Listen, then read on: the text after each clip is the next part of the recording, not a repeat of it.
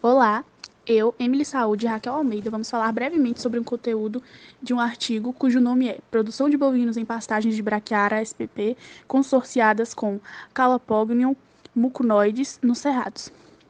Esse experimento teve como objetivo estimar a produção animal em pastagens de Brachiara decubens e Brachiara brisanta, consorciadas ou não com Calopognium mucunoides.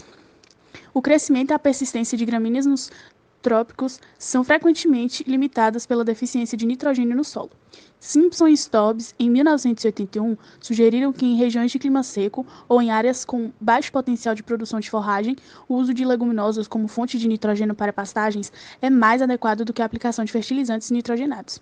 Dessa forma, a inclusão de leguminosas nas pastagens tropicais pode ser de grande importância para a manutenção do nível adequado de proteína bruta na dieta animal, seja pelo efeito direto na ingestão de leguminosas ou pelo efeito indireto do acréscimo no conteúdo de nitrogênio da gramínea.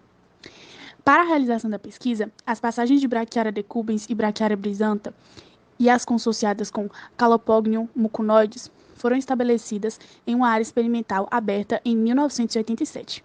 As pastagens foram manejadas igualmente, tanto no que diz respeito ao sistema de pastejo quanto no tocante à lotação animal, e não receberam qualquer adubação durante o período de 1987 a 1991.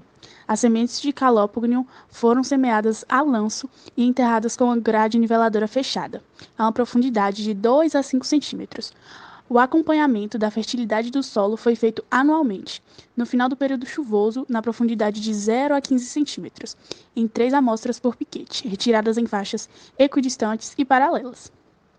Após a análise dos resultados, em 1992, procedeu-se, em dezembro deste mesmo ano, à adubação de superfosfato simples a lanço na superfície e também a aplicação de cloreto de potássio em abril de 1994. Os piquetes foram submetidos a pastejo contínuo. Cada piquete foi pastejado por 2 bezerros desmamados que permaneciam nas pastagens por 1 ano. Assim, em maio de cada ano, eles eram substituídos por outros bezerros da mesma categoria inicial. Nesta época, para se estimar a disponibilidade de forragem, eram tomadas 50 amostras por piquete. Durante o primeiro ano, 2 novilhos fistulados no esôfago foram utilizados em cada piquete para amostrar a dieta selecionada. As amostragens foram efetuadas 2 vezes no período seco, que é de junho a setembro, e 2 no período chuvoso, de dezembro a março. Meu nome é Raquel e vou falar sobre os resultados do experimento. Apesar das pastagens terem sido vedadas em março para favorecer a ressemeadura natural do calopogônio, não foi possível manter a PL nos pastos, que decresceu linearmente do primeiro para o terceiro ano de pastejo. Estes resultados são concordantes com os verificados por Leite e Euclides, os quais, após uma revisão sobre pastagens consociadas, concluíram que muitas variedades de leguminosas têm sido utilizadas em consociação com diversas espécies de braquiária, mas poucas têm persistido após o terceiro ano de utilização sob pastejo. As braquiárias, por serem plantas de maior eficiência fotossintética do que as leguminosas e mais adaptadas às condições edafoclimáticas do cerrado, foram mais agressivas na competição. Isto ocorreu mesmo sendo o calopogônio, entre as leguminosas tropicais, aquele que se apresenta como um dos mais tolerantes às condições locais. A presença dessa leguminosa nas pastagens aumentou o suprimento de nitrogênio no sistema solo-planta e, consequentemente, a concentração do mesmo nas folhas das gramíneas. Quanto aos ganhos de peso por animal, por área e taxa de lotação, os ganhos por animal e área foram maiores nas pastagens consociadas do que nas puras, apesar de não ter havido diferença entre taxa de lotação. A presença da leguminosa aumentou o ganho diário em 13%.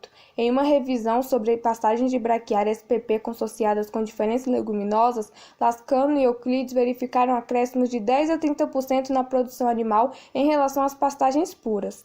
Com isso, podemos concluir que durante o período chuvoso, a participação do calopogônio nas dietas selecionadas pelos animais foi insignificante. Entretanto, no período da seca, houve acréscimo na participação da leguminosa. Apesar da baixa contribuição nas pastagens, esta foi suficiente para aumentar os ganhos de peso diário e por área.